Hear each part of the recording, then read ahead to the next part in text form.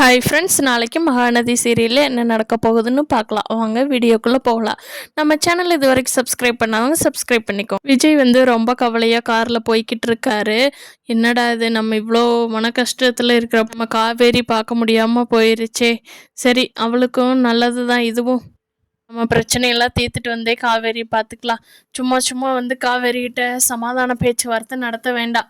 வெண்ணிலாவையோ ஏதோ ஒரு வழி பண்ணிட்டு தான் காவேரி பார்க்கணுன்னு அவரே சமாதானப்படுத்திட்டு போயிட்டுருக்காரு. அப்போது எக்ஸிபிஷன் நடக்கிற இடத்துல இருந்து விஜய்க்கு ஃபோன் வருது. தம்பி, நீங்கள் ரெக்வஸ்ட் பண்ணிங்க இல்லையா ஒரு பொண்ணு, அந்த பொண்ணு மயங்கி விழுந்துட்டாங்க. நீங்கள் பக்கத்தில் இருந்தீங்கன்னா வர முடியுமா, இல்லை நாங்களே ஹாஸ்பிட்டல் கூட்டிகிட்டு போகட்டுமான்னு. நான் பக்கத்தில் தான் இருக்கேன் சார், இருந்தால் இப்போ வந்துட்டேன்னு சொல்லி விஜய் வேகமாக போய் காவேரிக்கு என்னாச்சுன்னு பார்க்க போகிறாங்க. காவேரி மயங்கிட்டாங்க. அவங்கள வேகமாக தூக்கிக்கிட்டு ஹாஸ்பிட்டல் கொண்டுட்டு போகிறாங்க விஜய்.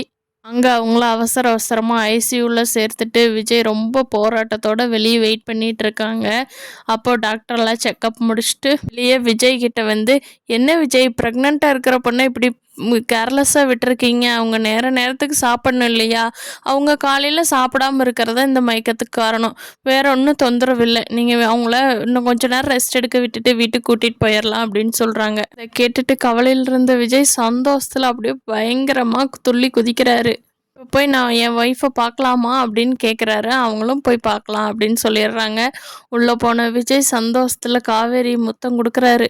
என்ன காவேரி, வயிற்றுக்குள்ளே நம்ம குழந்தை இருக்குன்னு இது வரைக்கும் என்கிட்ட சொல்லவே இல்லை, இதைத்தான் நீ அப்பப்போ மறைச்சிட்டே இருந்தியா காவேரி, என்ன காவேரி இப்படி பண்ணிட்ட, இந்த குழந்தை போதும் காவேரி எனக்கு, நம்ம 2 பேர்த்தையும் ஒன்று சேர்க்கறதுக்கு, கவலைப்படாத அப்படின்னு சொல்லி சந்தோஷமாக இருக்காங்க. காவேரி, உனக்கு உங்கள் அப்பாவை ரொம்ப பிடிக்கும், எனக்கும் எங்கள் அம்மாவை ரொம்ப பிடிக்கும், அதனால் நமக்கு ட்வின்ஸ் பாப்பா பிறக்கட்டும், பையனை நீ பார்த்துக்கோ, பொண்ணை நான் பார்த்துக்கிறேன், சரியா காவேரி அப்படின்னு சொல்லி விஜய் கொஞ்சிட்டு இருக்காரு.